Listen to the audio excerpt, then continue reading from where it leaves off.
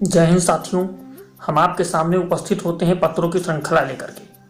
उसमें हम बात करते हैं जो हमारे क्रांतिकारी रहे, उनके पत्र जो थे उनको हम आपके साथ साझा करते हैं। उसी सिलसिले में एक है आवाज़ दबाना दुखदाई है, जिसको आपके सामने उपस्थित हैं हम लेकर के। इसमें शुरुआत है कि सुखदेव के भाई मथुरा दास की पुस्तक अमर शहीद सुखदेव में प्रकाशित लेख की टिप्पणी के अनुसार सुखदेव ने यह पत्र संभवतः चंद्रशेखर आजाद के नाम लिखा था, जो उन तक नहीं पहुंचा। उन्होंने क्या पत्र लिखा था वो आपके साथ हम साझा कर रहे हैं कि प्यारे साथी, अभी अभी पता चला है कि हमारा वह स्टेटमेंट जो हमने 3 तारीख को दिया है, अखबार वालों ने नहीं छापा।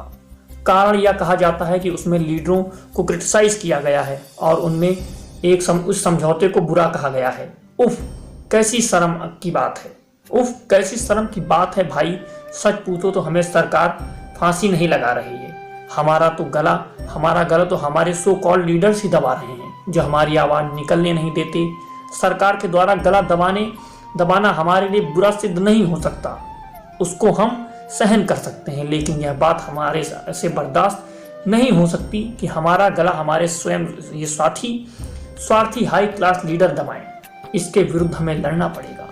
अपनी स्ट्रगल को हमें उनसे अलग होकर स्वतंत्र रूप से चलाना होगा और सरकार का विरोध करते करते इन उच्च जाति नेताओं की पोल भी खोलनी पड़ेगी। परंतु दोस्तों, यह क्या ज़्यादा देरी तक निगलेक्ट नहीं किया जा सकता।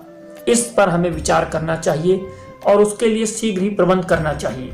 और कब तक ऐसा व्यवहार सहते रहोगे। हम क्रांतिकारियों के प्रति उनके इस प्रकार न्यूट्रल रिलेशन और हमारी गिरावट के 2 मुख्य कारण हैं। पहला यह कि हमारी कोई स्थायी ऑर्गेनाइजेशन नहीं है जो उनके मुकाबले में और उनसे अलग अपनी लाइंस पर कायम रही हो।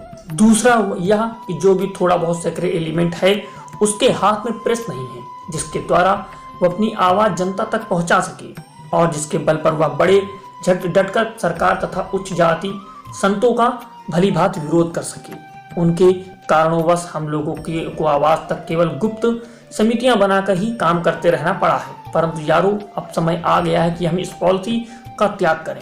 साधारण जनता हमें और हमारे आदर्शों को मानने लग गई है, उसकी सहानुभूति हमारे साथ है। ठीक है, अपने कार्य को सक्सेसफुली चलाने और अपनी ऑर्गेनाइजेशन को कायम रखने हेतु तो बहुत कुछ गुप्त रखना पड़ेगा।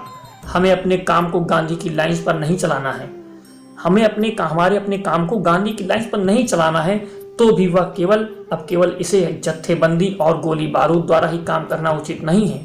अब हमें आगामी स्ट्रगल के लिए एक फोर्स बनाने की जरूरत है। उसके लिए, जैसा मैंने पहले भी लिखा है, खुफिया सोसाइटी के ढंग पर पंजाब में एक सेंट्रल रेवोल्यूशन पार्टी कायम करने की आवश्यकता है, जिसका मुख्य काम भिन्न भिन्न लोकल स्थानों पर रेवोल्यूशनरी वर्क और टैक्टिक्स का प्रचार और अच्छे क्रांतिकारी वर्कर तथा व्यवस्था होनी चाहिए। इसके साथ साथ उस कांग्रेस की नकेल अपने हाथों में रखनी चाहिए। अपने आइडियाज को लीगल और इलीगल दोनों प्रेसों द्वारा बराबर फैलाने की कोशिश करनी चाहिए।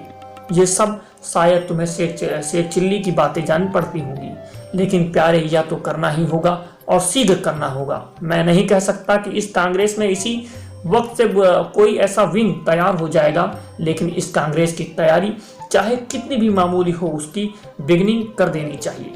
इम्पोर्टेंट, हमें मरने का दुख नहीं है। अपनी आवाज़ को दबाया जाना हमारे लिए बहुत कष्टदायक है। मैं चाहता हूं कि हमारी वह स्टेटमेंट तुम सरदार जी और हमारे वकील से प्राप्त करें। एक छोटे से एप्लीकेशन नोट के साथ उर्दू, गुरमुखी और अंग्रेजी में छपवाकर अपने छापने का प्रबंध करो। आपका सुखदेव। तो साथियों, किस तरीके से वो अपने लीडरों को पत्र लिखते थे और अपनी बात रखते थे, उसे हमें समझना होगा। और जो ऑर्गेनाइजेशन करने की बात कर रहे हैं कि हमें सिर्फ क्रांति ही नहीं करनी है गोला बारूद से, हमें वर्कर तैयार करने हैं और सोचने समझने वाले वर्कर, जिनको नॉलेज हो और उसको आगे कार्य को बढ़ाएं।